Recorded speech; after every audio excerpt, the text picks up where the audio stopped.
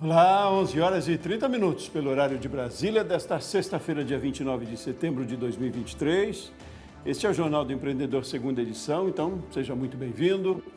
Sebastião e convido você para acompanhar comigo a partir de agora as principais notícias do dia.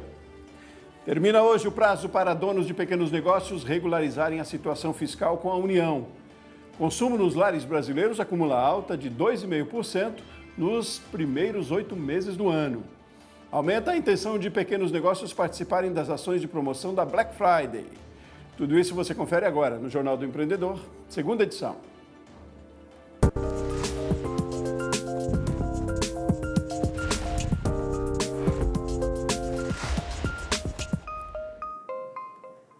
Bem, e abrimos o jornal com um importante lembrete. Encerra hoje o prazo para negociação de dívidas ativas com a União.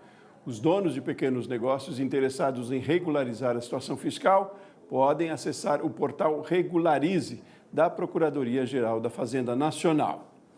Estão disponíveis 4 modalidades de negociações que variam de acordo com critérios como o porte da empresa e o valor da dívida ativa. Mais de 1,2 milhão de pequenos negócios já foram notificados pelo governo federal.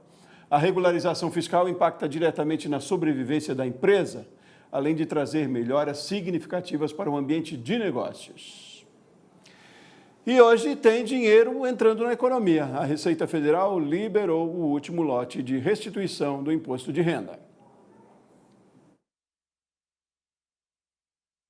1.200.000 contribuintes vão receber quase 2 bilhões de reais. Essas pessoas não estavam na lista de prioridades, mas entregaram a declaração até 15 de setembro. Se por algum motivo a restituição não for depositada na conta informada na declaração, como no caso de conta desativada, os valores ficarão disponíveis para resgate por até 1 ano no Banco do Brasil.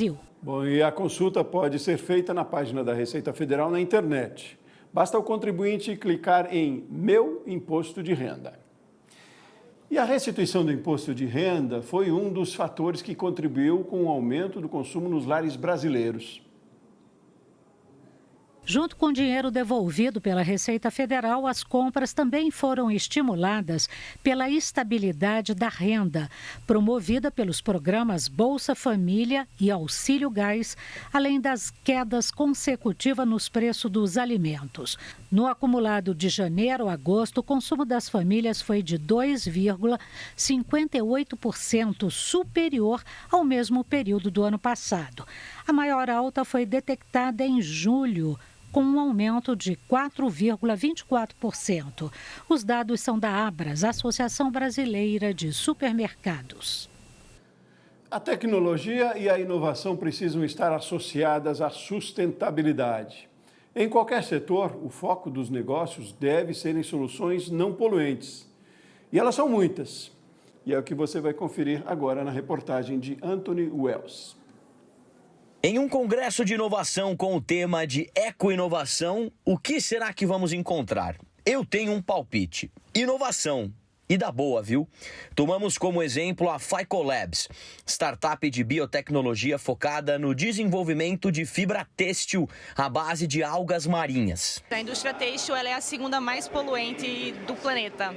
Imagina que 35% dos microplásticos do oceano vêm da forma que a gente lava a roupa, sem contar gases de efeito estufa, pesticidas, inseticidas. E trabalhar com as algas marinhas, além da gente ter esse benefício pelas quais as algas foram desenhadas, que é a absorção de gases de efeito estufa, alimentação marinha, a gente também não precisa de terras agricultáveis, nem pesticidas, nem inseticidas. Só gás carbônico, sol, água do mar e é isso. Dentro do espaço do Sebrae aqui no Congresso, temos muitas micro e pequenas empresas empresas com ideias, propostas bem interessantes, como essa proposta aqui dessa empresa, a AeroRiver, que quer construir uma versão real desse barco voador. Vocês vão entender exatamente por que é um barco voador.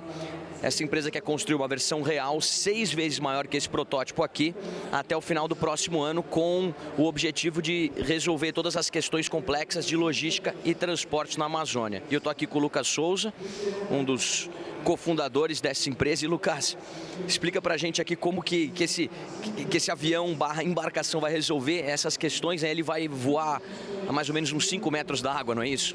Isso, exatamente. Esse veículo aqui a gente fala que é um veículo de efeito solo, ou seja, ele é uma espécie de aeronave, só que ele voa muito baixo, cerca de 5 metros em relação à altura, né, para o nível da água. Nessa altura surge um efeito aerodinâmico ali, que é o chamado efeito solo, que faz com que ele seja até 40% mais eficiente do que se estivesse voando numa altura maior.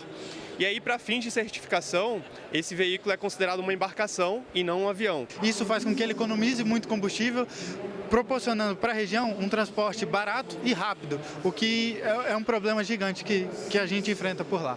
Com o transporte mais rápido pelas águas da Amazônia, a ideia da AeroRiver pode salvar vidas. E a tecnologia dessa startup também.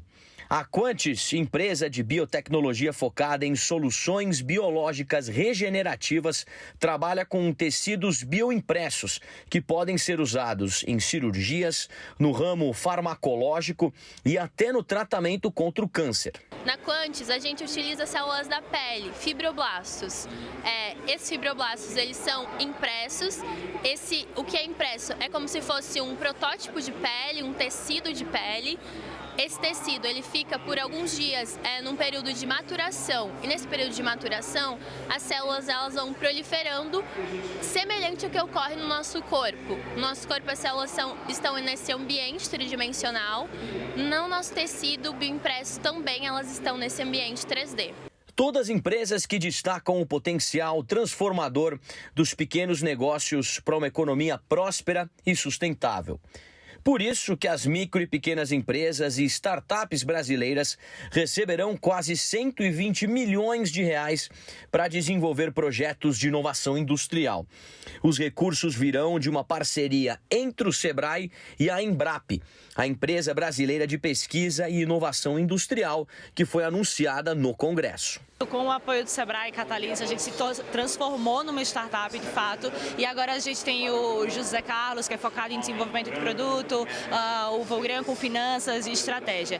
E hoje a gente tem um compromisso com o respeito ao meio ambiente, inovação e tecnologia, e também no próximo look das pessoas. O Sebrae é a porta dos sonhos, daquilo que hoje impulsiona a maioria do espírito da nossa gente, dos quais 60% querem ser empreendedores.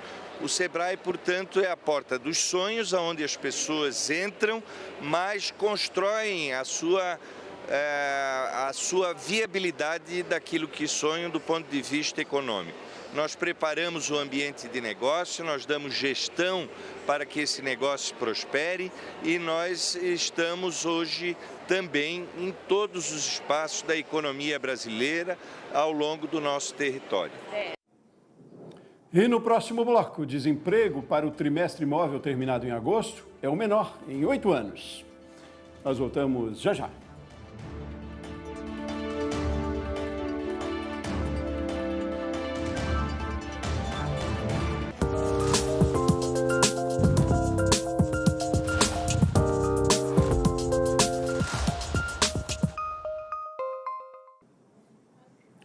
11 horas e 40 minutos agora pelo horário de Brasília, e nós seguimos com o Jornal do Empreendedor, segunda edição. A taxa de desemprego no Brasil foi de 7,8% no trimestre móvel que termina em agosto. Essa é a menor taxa desde fevereiro de 2015, quando foi de 7,5%. O país chegou ao menor contingente de desocupados em números absolutos, com 8,5 milhões de desocupados. Os dados foram divulgados hoje pelo IBGE, com dados do PNAD, a Pesquisa Nacional por Amostra de Domicílios. 6 em cada 10 empreendedores digitais estão otimistas para a Black Friday de 2023. Segundo dados da plataforma Nuvem Shop, 64% dos pequenos negócios afirmam ter a receita anual impactada pela data mais aguardada do varejo online. Metade desses empreendedores esperam faturar até 30% acima do mês de novembro. Em 2023, o número de lojistas participantes da Black Friday deve aumentar. 93% dos entrevistados devem realizar campanhas promocionais contra 53% do ano passado. Mas para operar bem na Black Friday é preciso logística na entrega das mercadorias. Vamos conversar sobre as estratégias certas com Murilo Namura, gerente de vendas da Pitney Bowes. Murilo, bom dia, tudo bem? Bom dia, Sebastião, tudo jóia? Ótimo, obrigado, viu, por aceitar o nosso convite, pela sua gentileza. Vamos lá, então, a gente está aí já na porta da Black Friday, eu diria. Quais são as estratégias que se deve traçar, se a gente tem dados interessantes aí para este ano? Exato, nós que agradecemos o convite, Sebastião. Bom, nós poderíamos elencar aqui mais de 10, 15 itens para abordar aqui nesse bate-papo, mas eu posso elencar aqui uns 5 principais, que seria mais ou menos a previsão, né, da demanda, bem acurada, que a gente pode usar aí históricos, né, de tendências, de que tem recente no mercado, todo o histórico que o próprio fornecedor já tem do consumo do que ele quer colocar nas suas promoções ali, a otimização de estoque e armazenagem, parcerias estratégicas com empresas de logística e transporte, né, quem efetivamente vai fazer a última milha da entrega, a automação e tecnologia para esse controle desses pedidos, o controle de estoque, né, e armazenagem, e um excelente canal de atendimento ao cliente, que vai permitir uma excelente comunicação e rastreamento desses pedidos, Sebastião. Certo, cada caso é um caso, né? Cada um tem que olhar a sua situação, mas me parece que o forte de todas essas dicas, essas estratégias, me chama a atenção a questão de parcerias, né? Porque a logística Exato. É muito importante aí, né, no negócio, né? Para que dê certo também, não é, Murilo? Exatamente, Sebastião, você tocou num assunto bem importante. Eu acho que desde as parcerias, né, com os fornecedores, né, tanto de matéria-prima ou dos próprios produtos acabados, né, para a cadeia e da venda, né, das parcerias claras e sólidas, né, onde efetivamente se tem um forecast, né, um planejamento do que vai ser vendido, do que vai entrar em promoção, de que o produto esteja disponível mediante essa boa parceria e que também seja entregue mediante uma excelente parceria de transporte. Como é que a gente começa a entender, aí a procurar uma parceria boa para a logística, por exemplo, porque não basta vender, não basta fazer o marketing primeiro, depois vender, se a entrega não for efetiva, porque isso na próxima data sazonal ou na próxima Black Friday já não vai dar resultado ou traz um resultado negativo, não é? Como é que faz então para eu saber qual é um bom parceiro? Com certeza, eu acho que nós trabalhamos, né, tanto do nosso lado aqui nas consultorias, tanto nós enxergamos os nossos clientes também, que o ano todo é o teste para as operações de Black Friday e operações de Natal, né? Onde o Black Friday ainda tende a ser um pouco mais forte, né? Então, essas parcerias são testadas, né? Tanto os parceiros de fornecedores para mercadorias, quanto para parceiros de transporte, que é das pontas mais importantes aí da experiência do cliente, né? Do Customer Experience. Então, a gente brinca que o ano todo é feito os testes, Sebastião. Então, os clientes vão trocando de parceiros estratégicos até achar, não, esse aqui eu acho que é o que me deu o melhor resultado. Então nós temos aí 8, 9 meses de teste para depois entrar em campo para jogar, né? Ô Murilo, como é que funciona, o quanto pesa aí o frete na decisão até de um cliente que compra e como é que está essa negociação hoje em dia no mercado? Porque pode ser um fator decisivo para a compra ou não, né? Sim, claro. Não. Hoje, o frete é um dos itens mais importantes. Então, é muito interessante ser feito um planejamento das melhores rotas e quais as transportadoras, né, quais os parceiros que vão atender com o melhor custo para aquelas rotas. Porque se os parceiros específicos atendem, por exemplo, São Paulo versus uma região específica do país, né? Curitiba versus outra região. Então, tem parcerias estratégicas para cada região. Então, assim, é interessante que você não se trabalhe apenas com mas com uma gama de transportes que possa te dar o melhor custo-benefício para oferecer para os seus clientes. Murilo, fala um pouquinho do trabalho que vocês fazem aí na Pitney. Como é que é? É uma consultoria? Isso, nós somos uma consultoria, para a intralogística, né, para automação de sistemas e processos intralogísticos, e nós também produzimos uma série de equipamentos voltados para pesagem, cubagem, que influencia diretamente, né, no custo do transporte, e trabalhamos também com toda a automação de CDs intralogísticos, a partir de sistemas de picking, sistemas de packing, né, que são separações de pedido e embalagem, e a própria automação da expedição, ou o cross-docking, no caso das próprias transportadoras. Nós fazemos as triagens automáticas, tanto para quem está embarcando, quanto para quem está transportando. E aí, para as empresas, pequenos negócios, pequenos empreendimentos, investirem em consultorias como essa hoje em dia, qual é a viabilidade? Esse é um processo ainda bastante oneroso? Como é que a tecnologia tem ajudado a talvez democratizar um pouco mais? Isso, hoje em dia não mais, Sebastião. Muitas das consultorias, inclusive, já são visando uma possível automação, então assim, não tem mais um custo, às vezes a consultoria ela é feita até de forma gratuita, no meio do projeto, né? Visando já um projeto maior no futuro. Me fale um pouco de quanto é importante o empresário atentar para essa questão da logística, para além do marketing, sim, que é preciso ser feito e desde já, todas essas outras estratégias que você citou, desde previsão de estoque, né, a previsão da demanda, mas o quanto é importante atentar para o investimento na logística, né? Porque isso, de certa forma, também, né, Murilo, acaba fidelizando o cliente, ele sabe que da próxima vez tem mais segurança. Então, é muito importante que, se a gente não consiga fazer com as próprias mãos, mas que delegue, talvez, né, Murilo? Exatamente, Sebastião. Eu acho que você citou um ponto importante, que é a experiência do cliente também, né? E, geralmente, na primeira experiência, é o que vai marcar ele, né, para sempre, para aquele relacionamento, né? Então, no investimento na logística, o investimento na intralogística, na automação de processo, vai garantir que o pedido vai ser feito, vai ser processado e vai ser entregue dentro do que foi combinado, né? Então, que se nós conseguirmos atingir o que foi combinado ali no momento da compra, nós conseguimos garantir uma excelente experiência para o cliente. E isso vai trazer ele de volta para o seu negócio, né? Vai trazer ele para que ele repita as compras, né?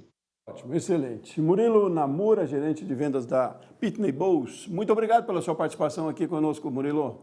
Nós que agradecemos. Em nome da Pitney, eu que agradeço o convite e estamos à disposição de vocês para qualquer dúvida. Ótimo. E seguimos por aqui. Olha, o mundo gamer vai muito além das 4 paredes de um quarto, né? O mercado reúne hoje desenvolvedores, jogadores e até atletas. O levantamento da PwC, o mercado de games pode chegar a 2 bilhões e 800 mil reais em 2026. Um nicho bastante promissor. Confira na reportagem de André Lage. Diversos tipos de videogames e jogos de última geração. Entretenimento garantido, mas também uma boa oportunidade para empreender. É assim na feira IGXP Games, um encontro voltado para os apaixonados por tecnologia e pelo mundo gamer. O Henrique Espíndola decidiu empreender na área Geek Games em 2020. Ele começou com 3 aparelhos e hoje está com mais de 25. Um investimento que tem dado lucro ao empresário. Existe um evento ou outro que a gente tem que trabalhar uma margem para o produtor, para se tornar viável, mas toda a mecânica sempre foi bem, o retorno, a margem líquida foi sempre bem remunerado para nós. O modelo de negócio B2B tem sido bastante lucrativo para o empresário. Hoje nós trabalhamos com videogames de última geração, tanto que todos os stands aqui estão com Play 5 e um VR para a experiência de realidade virtual, e também temos equipamentos de jogos retrôs. Hoje, o pessoal que está vindo para poder aproveitar o evento está tendo a oportunidade de jogar jogos de última geração. Quem agradece são os amantes de games. O Cauã Brito faz faculdade de Ciência da Computação. Ele, inclusive, foi liberado da aula para participar do evento. E será que o estudante está aproveitando? Jogando um jogo aqui, batendo nele, né? Ganhando, como sempre. E aproveitando aí o que tem gratuitos, é bom. No Brasil, a receita total de videogames e esportes eletrônicos foi de cerca de 7 bilhões de reais em 2021 e deve ultrapassar 14 bilhões em 2026. Além disso, o Brasil ultrapassou o México e se tornou o maior do mercado na América Latina. Os dados são da Pesquisa Global de Entretenimento e Mídia, PwC. E acreditando nesse bom momento, o Jeffrey James empreende na formação de profissionais de criação de games. A ideia de virar um empresário do setor começou na época da pandemia. Hoje ele já está com 6 lojas em Brasília e 8 franquias em outros estados. O segmento de tecnologia ele passou a ser a coisa mais rentável depois da pandemia, né? O Brasil mesmo ele teve um crescimento em 3 anos, o que era esperado para os próximos 20. Então foi aí que se abriu um nicho que, por que não empreender nessa área? Eu já sendo executivo da área da tecnologia, comecei a entender que eu estava fazendo todo mundo rico. Então estava na hora de eu ficar também, né? Além de empreender na área, o empresário é o organizador da feira IGXP Games. A ideia é apresentar as novidades da cultura geek. Para que as pessoas entendam cada vez mais que a tecnologia não é mais só, o videogame não é mais só uma brincadeira, não é só um escape. Por muitas vezes a gente escutou muito dos nossos pais que isso não iria para frente e hoje isso se tornou uma indústria multibilionária. O Brasil passou a ser o 3º maior consumidor de tecnologia do planeta. Nós somos o 2º em consumo de gamers no mundo. Então, está na hora da gente começar a olhar para isso de uma forma diferente. Quando a gente pensa em indústria de games, normalmente a gente pensa naquele gamer que está jogando dentro de casa. Mas se você olhar para os dados dessa indústria, no mundo hoje ela já é maior do que cinema e música. Então é uma indústria que tem crescido absurdamente nos últimos anos em todas as suas vertentes. E aí quando a gente fala da possibilidade de empreender, a gente tem todo um mundo novo aí, né? Quando a gente vai desenvolver um jogo ou pensar em um jogo, tem vários tipos de verticais de carreiras aí. Desde o design do jogo, ao hardware que vai ser utilizado no computador, as histórias que vão ser contadas e o desenvolvimento dos personagens. Então, muitas linhas de possibilidade para novos empreendedores aí que desejam abrir suas startups. Muito bem, vamos conferir agora as feiras que estão programadas até o fim do mês ainda em vários estados. Tem muita agenda para esse fim de semana. A Jorsul Fair Mercoótica, feira de gemas, joias e semijoias, acontece até 30 de setembro em Gramado, no Rio Grande do Sul. A Bahia Tech Experience, feira de empreendedorismo, negócios e franquias, está programada entre 28 a 30 de setembro em Salvador, Bahia. Outra feira de negócios, a HJ Conference, acontece de 28 a 30 de setembro em Concórdia, Santa Catarina. O Sil Summit de Informática, Telecomunicações e TI acontece dias 28 e 29 de setembro em São Paulo. E encerrando o mês, a Oktoberfest, feira de artesanato em 30 de setembro e 1º de outubro, na Praça Nossa Senhora Aparecida, em Moema, São Paulo. No Brasil, onde 10 milhões de mulheres são donas do próprio negócio, o preconceito ainda existe em alguns segmentos. Para celebrar as profissionais que passaram por cima deste obstáculo e ajudar outras a fazerem o mesmo, existe o Prêmio Mulher de Negócios, promovido pelo Sebrae. Confira. Materiais pesados, ferramentas, estamos em uma obra da construção civil.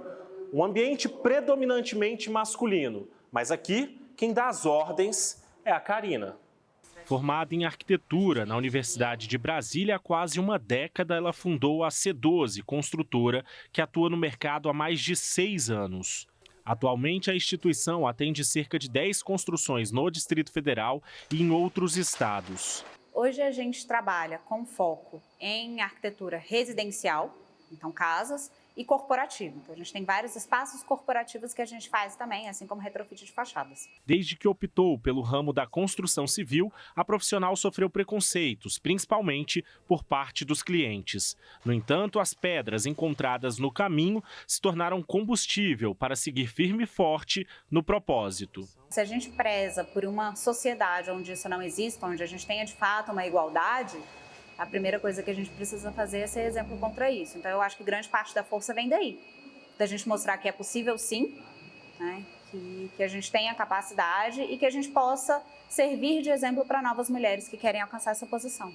Assim como a Karina, outras mulheres estão assumindo postos de trabalho e empreendendo no ramo da construção civil. Segundo o IBGE, houve um aumento de 120% no número de profissionais no setor.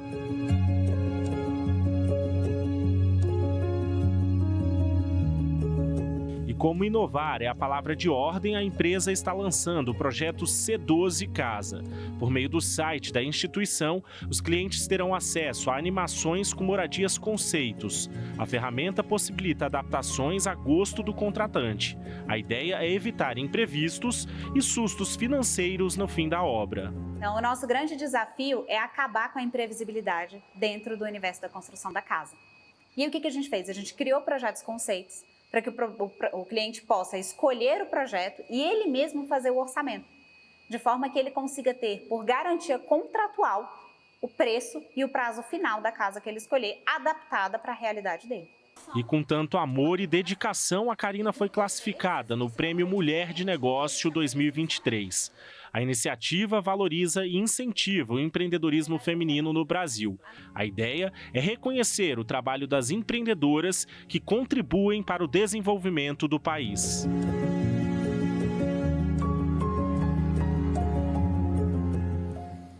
Muito bem, o Jornal do Empreendedor fica por aqui. A próxima edição é às 19h30. E a gente termina com imagens do evento que marcou a Semana do Empreendedorismo, o Congresso Internacional de Inovação da Indústria, realizado em São Paulo e que teve como tema principal a eco-inovação. Uma ótima tarde para você, ótimos negócios e até a semana que vem.